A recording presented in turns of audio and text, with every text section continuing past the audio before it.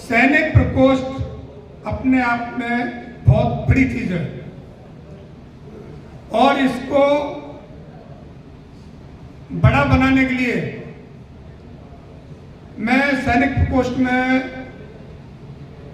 हमारी सरकार आने से पहले बीएसपी गवर्नमेंट थी, उस समय मैं सैनिक प्रकोष्ठ में जुड़ा था।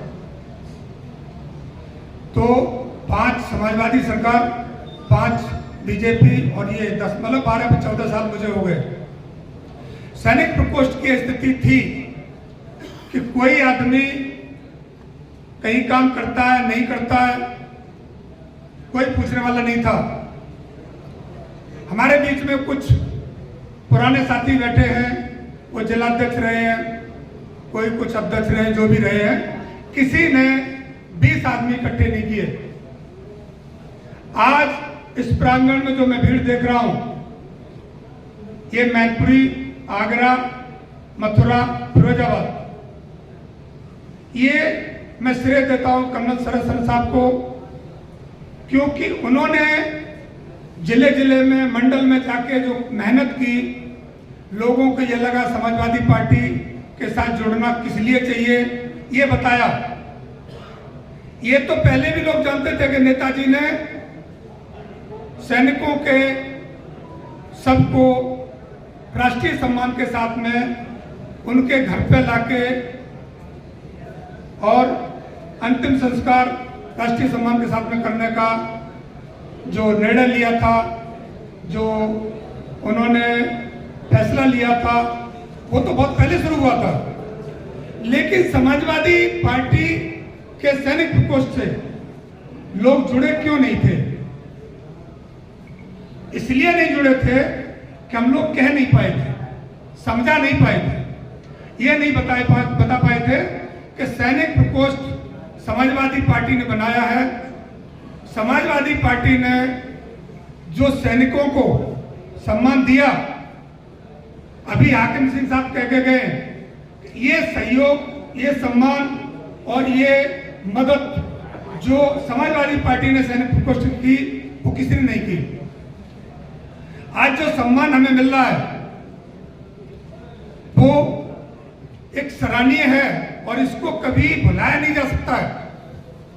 कोई किसी दल में सैनिक हो, वो ये कह सकता है कि मैं बीजेपी का हूं, बीएसपी का हूं, कांग्रेस का हूं, लेकिन वो सही मायने में तो समाजवादी पार्टी का दिया हुआ और समाजवादी पार्टी के द्वारा किया हुआ सम्मान उसको न भूलना चाहिए और न वो भूला है। कहीं ना कहीं हमारी गलती है जो हम बता नहीं पा रहे। इसके लिए प्रदेश की टीम, जिलों की टीम और जो भी पदाधिकारी साथी हैं, वो उनकी जरूरी है कि वो क्षेत्र में जाएं और ये बताएं कि हमारे साथ क्यों जुड़ना चाहिए। क्योंकि अगर हम बता नहीं पाएंगे तो सामने वाला समझेगा नहीं। हमारे बीच में तो कुछ फौजी भाई ऐसे हैं जो रिटायरमेंट लेने के बाद में घर में ही बैठे, वो बाहर नहीं निकलते हैं। अगर हम 4 लोग उनसे मिलने जाते हैं तो वो निश्चित रूप से, अगर ऐसी मीटिंग में आने के बाद में ऐसा हो ही नहीं सकता है कि वो फौजी समाजवादी पार्टी के सैनिक को से ना मिले और ना जुड़े। तो ये हमारी बहुत लंबी बड़ी जिम्मेदारी है। हम ये बता सकते हैं कि नेताजी ने जो शहीद हुए सैनिकों का सब राष्ट्रीय सम्मान के साथ में घर भेजने का काम किया और भारतीय जनता पार्टी ने उसके बदले में अग्निवीर देने का काम किया। मतलब उन्होंने कहा कि जब तक जिंदा रहोगे तब तक आपको सम्मान मिलेगा। इन्होंने कहा 22 साल का लड़का जाएगा और 26 साल में रिटायर हो जाएगा, न उसको कैंटीन और मेडिकल फैसिलिटी एंड वगैरह वगैरह कुछ नहीं मिलेगा। तो ये चीज हम कह सकते हैं, क्या भारतीय जनता पार्टी का झंडा और दरी बिछा रहे हैं और झंडा उठा रहे हैं। आपके साथ में, आपकी औलाद के साथ में क्या किया इन्होंने? मैं समझता हूं कि जो इन्होंने अग्निवीर लागू की है, मुझे कोई गुरेज नहीं है कहने में। मैं फौजी हूं और फौजी की तरह बोलना कोई दिक्कत नहीं है, और फौजी की तरह सोचना हमारा काम है, हमें सोचना चाहिए। अगर इन्होंने अग्निवीर लागू की है, इसमें इनका मनसा और इनका बहुत बड़ा द्वेष छुपा हुआ है। अग्निवीर लागू की, इसमें 75% लड़कों को जो घर भेज देंगे जब वो 26 साल का हो जाएगा या 4 साल नौकरी हो जाएगी, और उसको रखेंगे 25% लोगों को। मैं समझता हूं 25% भी वो रहेंगे जो बीजेपी और आरएसएस के प्लांटेड लिस्टेड लोग होंगे, वही रहेंगे।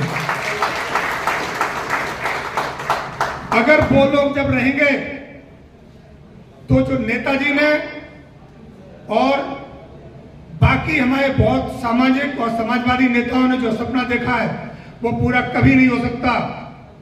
क्यों? कि देश की सीमा आरएसएस से कब जंग होगी, इसका मतलब, तो इसका मतलब इनको सेना से, सीमा से, देश की सुरक्षा से कोई लेना देना नहीं है। अगर लेना देना होता तो ये जो बैकडोर से एंट्री हो रही है, टीचरों के साथ में जो हो रहा है, फौजियों के साथ जो हो रहा है, ये मैं समझता नहीं होता। इसलिए देश की सुरक्षा से, देश की आर्थिक व्यवस्था से, देश के सड़क और सुरक्षा और ये एजुकेशन, इससे इनको कोई लेना देना नहीं है। इनको देश पे अपने तरीके से कब्जा करने का तरीका ही है, और उसमें अग्निवीर फिट होता है। मेरी तरफ से, मेरी समझ से ये अग्निवीर फिट होता है उसमें, क्योंकि जब भी कोई ताकतें अंदर या बाहर की ताकत बनती हैं तो सबसे ज्यादा आड़े आती है सेना, और सेना वो इस तरह से अपनी कर लेना चाह रहे हैं।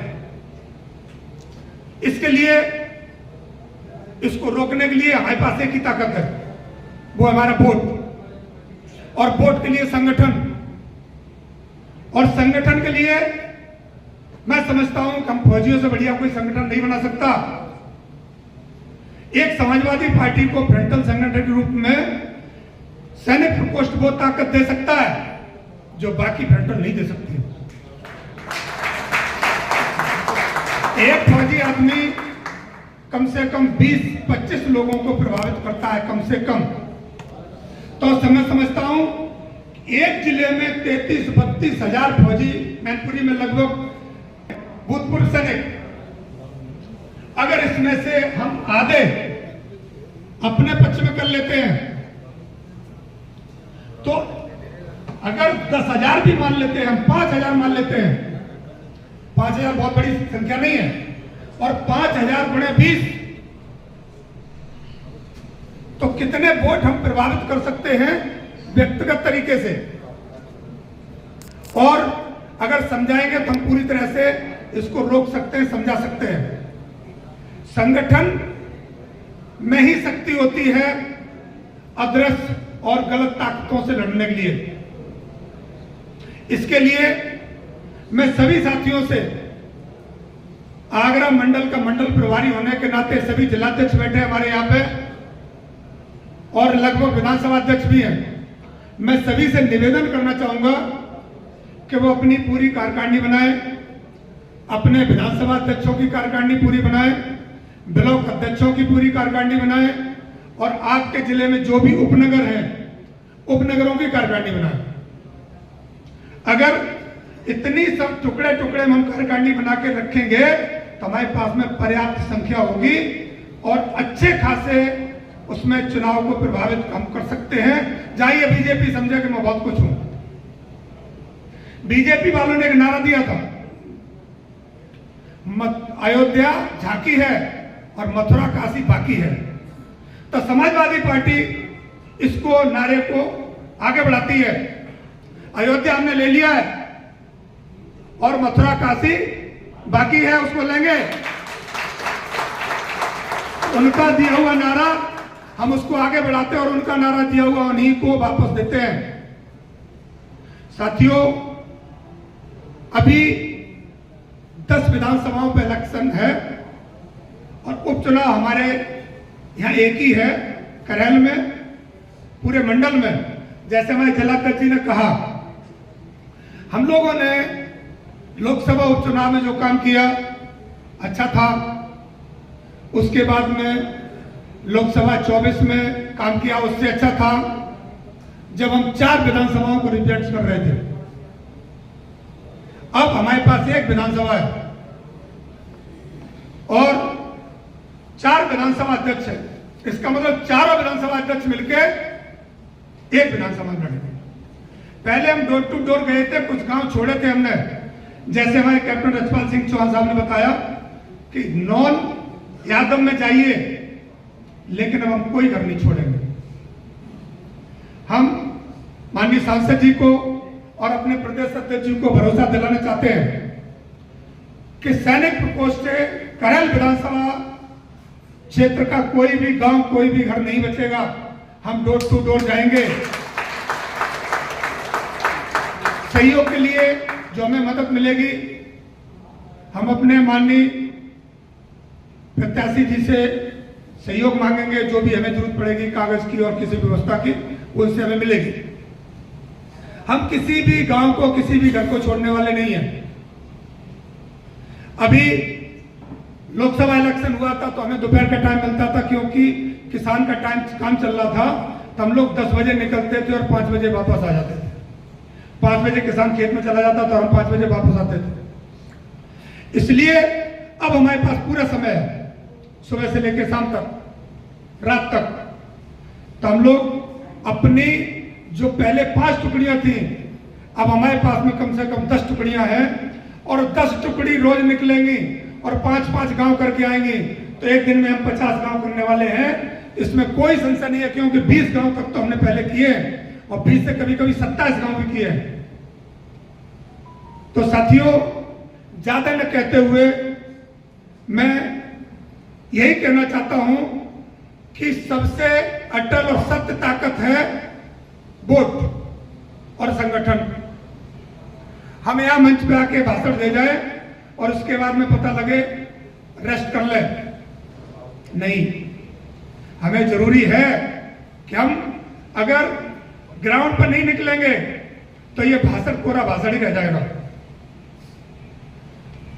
और इसी के साथ मैं दोबारा सभी सम्मानित मंच पे पदासीन हमारे सांसद जी, माननीय प्रदेश अध्यक्ष कर्नल साहब, लखनऊ से पधारे सभी साथियों और आगरा के सभी, आगरा मंडल के सभी जिलाध्यक्ष, फिरोजाबाद, मथुरा, आगरा और सभी के लिए बहुत बहुत धन्यवाद। जय हिंद, जय भारत, जय समाजवाद।